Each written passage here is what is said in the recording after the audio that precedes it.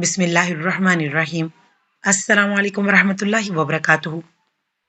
मैं लाहौर में एक दारुल मान की निगरान थी। एक दिन मेरी मुलाकात एक ऐसी मुसीबत की हमारी लड़की से हुई। वैसे तो वहां पर सभी मजलूम औरतें आती थी, मगर उसमें कुछ खास बात थी। वो खूबसूरत और खुश इखलाक लड़की थी, मगर जब उसको वहां लाया गया तो वो बहुत रो रही थी। मैं उससे उसके रोने की वजह जानना चाहती थी। मैंने उससे 2-3 बार प्यार से पूछा, मगर उसने कुछ नहीं बताया।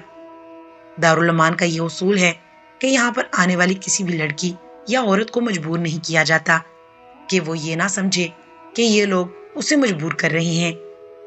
मैंने उससे उसके बिस्तर पर जाकर बिठा दिया। वो सुर्ख आंखों से मुझे देखने लगी। मैंने कहा कि तुम्हें कुछ चाहिए तो बता दो। वो कहने लगी, मुझे ज्यादा बात करने की आदत नहीं है। आप मुझे एक रिसाला ला दें कि मैं उसे पढ़ते पढ़ते सो जाऊंगी। मैंने पूछा, और कुछ चाहिए तो बता दो।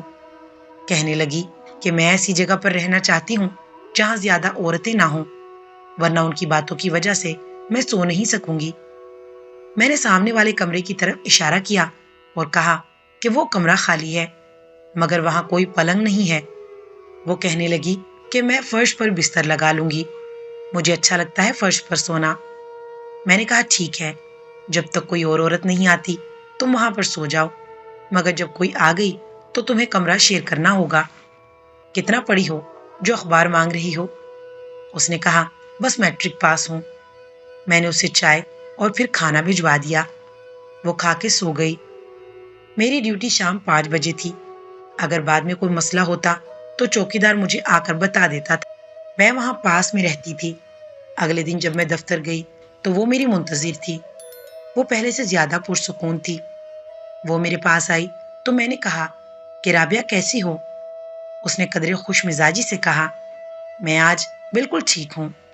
मैंने अपने सामने वाली कुर्सी पर उसको बैठने का इशारा किया। वो बड़ी ही तहजीब से वहां बैठ गई। मैंने उससे चाय का पूछा तो उसने असबात में सर हिला दिया।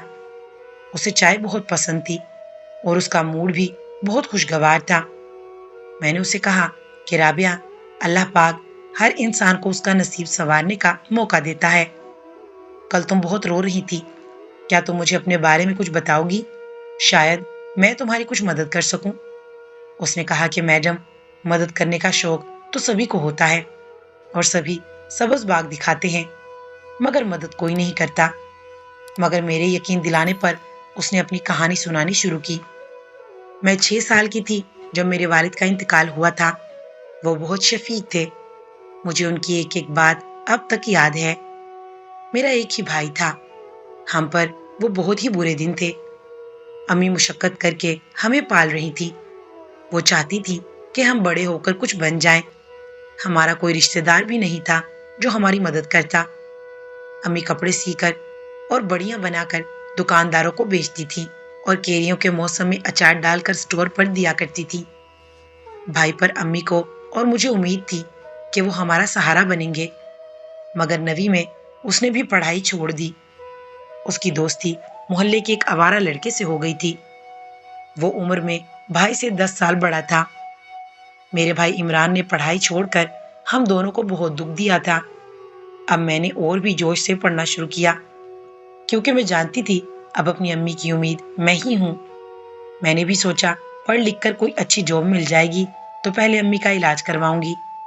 इमरान सारा दिन बाहर आवारा लड़कों में फिरता रहता था। उसका कुछ पता नहीं था कि वो कहाँ जाता है, क्या करता है। जैसे तैसे करके मैंने मैट्रिक कर लिया और अब कॉलेज में दाखिला लेने का सोचा कि एफए कर लूंगी तो अच्छी जगह जॉब मिल जाएगी। मैंने कॉलेज में दाखिला लिया। अपनी प्रिंसिपल को अपने घर के हालात बताए तो उन्होंने मेरी फीस माफ करवा दी और कहा कि अगर तुम्हारी अम्मी कॉलेज के कैंटीन के लिए कबाब बना दे तो मैं कैंटीन में लगवा दूंगी। अम्मी ने हामी भर ली और उससे हमें अच्छी खासी आमदनी आने लगी कि 2 वक्त की रोटी हम माँ बेटी को मिल जाती थी। मैं भी शाम को घर आकर बच्चों को ट्यूशन पढ़ाने लगी। इमरान को इस बात से कोई गर्ज नहीं थी कि हम दोनों कैसे गुजारा कर रही हैं। अब वो कई कई हफ्ते घर से बाहर रहता था और जब घर आता तो अगर खाना बना होता तो खा लेता, वरना सो जाता। शाम को उठता, नहा धोकर फिर चला जाता। ہم کسی سے بھی نہیں پوچھ سکتے تھے کہ وہ کہاں ہے۔ ایک دن وہ گھر آیا اور آ کر سو گیا۔ اتنے میں کسی نے دروازہ کھٹکھٹایا۔ میں نے کھولا تو پولیس تھی۔ دروازہ کھولتے ہی وہ اندر گھس آئے اور عمران کو پکڑ کر لے گئے۔ ہم دونوں اتنا گھبرا گئی کہ کچھ پوچھنے کی ہمت نہیں ہوئی کہ وہ کیوں اس کو پکڑ کر لے جا رہے ہیں۔ ایک ہفتے تک جب عمران گھر نہیں آیا تو امی پڑوس کے گھر میں گئیں اور ان کی منت کی کہ وہ جا کر پتہ کریں کہ عمران کو کیوں پکڑا ہے۔ آج کل پولیس کے چکروں میں کون پڑتا ہے۔ امی کے پاس سونے کی 2 چوڑیاں تھیں جو انہوں نے کسی برے وقت کے لیے رکھی تھی۔ اس سے برا وقت اور کیا ہو سکتا تھا۔ امی نے وہ چوڑیاں شریف بھائی کو دیں اور کہا، بھائی میری کل جمع پونجی بس یہی ہے۔ وہ گئے تو پتہ چلا کہ بھائی جن لوگوں میں بیٹھتے تھے وہ لوگ اچھے نہیں تھے، غلط کاموں میں ملوث تھے۔ شریف بھائی ایک اچھے انسان تھے۔ انہوں نے امی کی مدد فی سبیل اللہ کرنے کا فیصلہ کیا اور ایک اچھا وکیل کر کے بھائی کی ضمانت کروا دی۔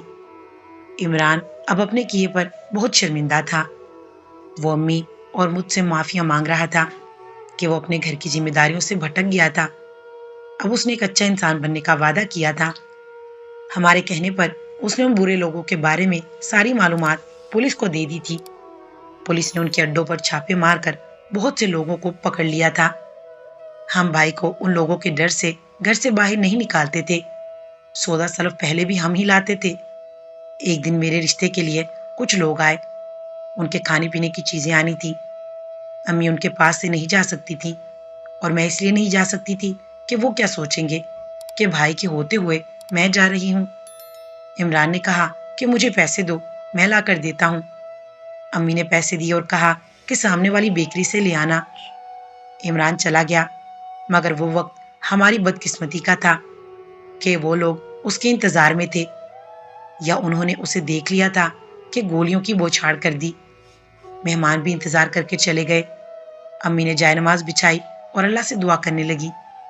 میں نے باہر گلی میں لوگوں کا شور سنا تو میرا دل بھی ڈر گیا، مگر میں نے بھی امی سے کچھ کہنا مناسب نہیں سمجھا کہ اتنے میں دروازے پر دستک ہوئی۔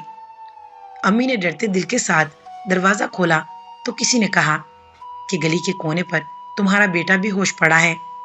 امی اور میں بھاگتے ہوئے گئے تو وہ زخمی حالت میں پڑا تھا۔ کوئی اس کو اٹھا کر اسپتال نہیں لے جا رہا تھا۔ ہم نے پولیس کو اور ایمبولینس کو فون کیا۔ اسپتال جانے پر پتہ چلا کہ زخمی ہونے کے بعد وہ تھوڑی دیر زندہ رہا، مگر خون زیادہ بہہ جانے کی وجہ سے وہ زندگی کی بازی ہار گیا۔ میری ماں یہ صدمہ برداشت نہیں کر سکی اور ایک ہفتے کے بعد ہی وہ بھی اس کے پاس چلی گئی مجھے چھوڑ کر۔ ماں نے میرا نہ سوچا کہ مجھ پر کیا گزرے گی۔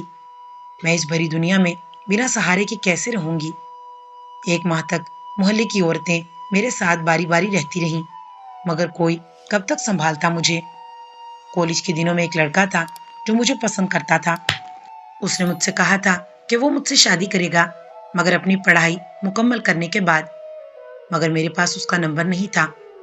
میں کالج گئی اور وہاں سے اس کا نمبر لے کر اسے فون کیا اور اس کو ساری بات بتائی تو اس نے یہ کہہ کر شادی کرنے سے انکار کر دیا کہ وہ کسی ایسی لڑکی سے شادی نہیں کرنا چاہتا کہ جس کے بھائی کا تعلق کسی گروہ سے رہا ہو اور وہ اس گروہ کے ہاتھوں قتل بھی ہوا ہو۔ میرے اوپر یہ پہاڑ کیا کم تھا کہ میں اس بھری دنیا میں اپنے خاندان کو کھو بیٹھی تھی کہ میرے سپنوں کے شہزادے نے بھی میرا ساتھ چھوڑ دیا۔ پھر میں اپنی ایک بہت ہی گہری دوست رقیہ کے گھر گئی کہ شاید اس کے گھر میں مجھے پناہ مل جائے، مگر اس کے گھر والوں نے بھی انکار کر دیا۔ اس کے ایک ماموں نے کہا کہ دارالمان میں چلی جاؤ، وہاں تمہیں چھت مل جائے گی۔ اس جگہ کے بارے میں بہت سی باتیں سنی ہوئی تھی، مگر مجھے یہاں آپ جیسی مہربان اور ہمدرد دوست مل گئی۔ اس کی کہانی سن کر مجھے اس سے اور بھی ہمدردی ہونے لگی۔ ایک دن مجھے لینے میرا بھائی شہریار آیا اور مجھ سے پوچھنے لگا کہ کیا یہاں کوئی رابعہ نام کی لڑکی بھی آئی ہے۔ میں نے پوچھا کیا تم اسے جانتے ہو؟ اس نے مجھے بتایا کہ وہ اور رابعہ ایک ہی کالج میں پڑھتے تھے۔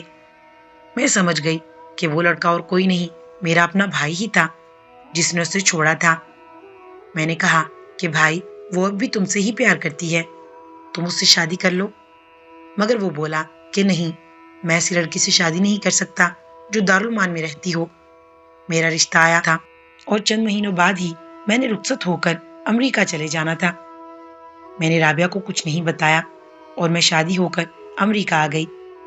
میری شادی کو 15 سال ہو گئے ہیں۔ میں اپنے شوہر اور بچوں کے ساتھ بہت خوش ہوں، مگر مجھے جب بھی رابعہ کا خیال آتا ہے، میں نے بھائی سے کہا کہ مجھے دارالمان سے پتہ کر کے اس کے بارے میں بتاؤ، مگر اس نے مجھے کبھی کچھ نہیں بتایا۔ رابعہ سچ کہتی تھی، مدد کرنے کا شوق تو سبھی کو ہوتا ہے اور سبھی سبز باغ دکھاتے ہیں، مگر مدد کوئی نہیں کرتا۔ اخلاقی اور سبق آموز واقعات کے لیے چینل کو سبسکرائب کر کے نوٹیفیکیشن آن کر دیں۔